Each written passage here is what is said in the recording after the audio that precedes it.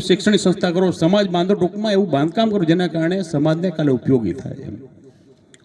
મેં કદાચ સૌથી વધારે રૂપિયા આપેલા હોય ને ક્યાંક હિસાબ રાજકીય પણ હશે, રામ મંદિરમાં આપ્યા હતા. એ 11 લાખ રૂપિયા આપ્યા હતા. જો રામ મંદિરમાં 11 લાખ રૂપિયા રાજકીય વિચારથી આપી શકતો હોય તો આપણે માના મંદિરમાં 11 લાખ તો મને આપવા જ પડે.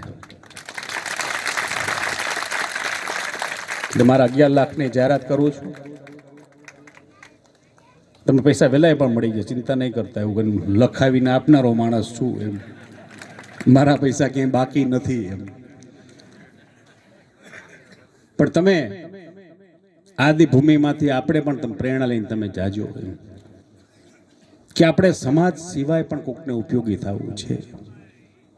ને તે આપણી માએ આપણે શિક્ષણ આપ્યું હતું. આપણે વાત કરીને ગયા હતા અજાણ્યા માણસોની, પુરુષોની, સ્ત્રીઓની રક્તપીતિની સેવા કરી હતી એમ. તેવું કદાચ ન કહી શકો કાંઈ નહીં, પણ શરૂઆત કરીએ કે આ પેલા આપણે કોઈ નડવું નથી.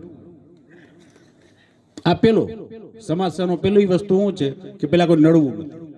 એ પેલો ઉપયોગી થવું બીજું આવે ને જેને જ્યાં જરૂર હોય એ